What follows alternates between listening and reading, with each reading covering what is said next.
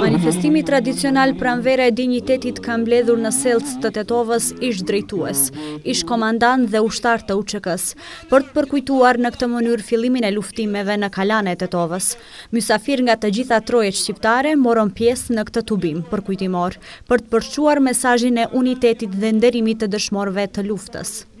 Mbas 15 vjetësh, duke menduar se që ndodhi, se si ata njerëz titanë morin në dorë fatet e vendit e popullit të tyre dhe e gjej se që gjeja më e mirë e mundshme që mund të bëhesh në atë kohë. Nga ky tubim në kalane e Selcës, ish komandant të UÇK-s edhe njëherë theksuan nevojën për të plotësuar amanetin e dëshmorëve. Është një ndër kalat e cila simbolizon luftën e vitit 2001, ajo luftë e cila në mblodhi bashkë për të rezistuar në formë ashtu si që u kërkua gjatë vitit 2001 dhe në mbajti bashkë deri më sot, ashtu si që kërkohet që në mjetet tjera sot të vazhdohet dhe të ruhet amaneti aty në Qeran për ne. Në emër të shoqatës së veteranëve të UÇK-s, kryetari i kësaj shoqate Fazli Veliu ka potencuar kontributin e kësaj pjese të malësisë së Tetovës për të ndihmuar, siç tha, në krijimin e historisë.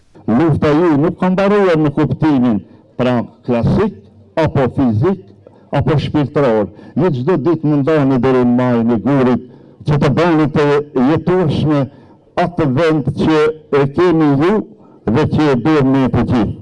25 dëshmorët që kanë rënë në këtë vend i kanë vendet e tyre në vendin tonë. Ndërkohë, kryetari i Bashkimit Demokratik për Integrim Ali Ahmeti, duke ju drejtuar të pranishmëve në këtë tubim tradicional, theksoi mes tjerash se për të mirën e rinisë do të materializohet amaneti i bashkëluftëtarëve të tyre.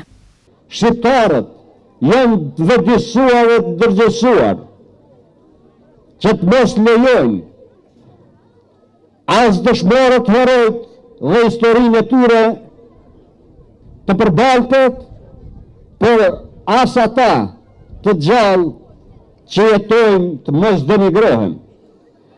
Ne do vazhdojmë si pa trembur, ne do vazhdojmë të vendosur njësim e materializim të amaneteve shokëve tanë, të amaneteve të gjitha atyre brezave që sakrifikuan për vendin e tyre, për lirin dhe për armërin. Në vazhdim, pjesëmarrësit në këtë tubim bën homazhe dhe vendosën lule të freskëta në varrezat e dëshmorëve, kurse vlen të theksohet se 15 vjetori i shënimit të kësaj date u manifestua në mënyrë më modeste se herave tjera. Krejt kjo në shenjë nderimi të një ish ushtari të UÇK-s që kishte ndruar jetë ditë më parë në fshatin Selc.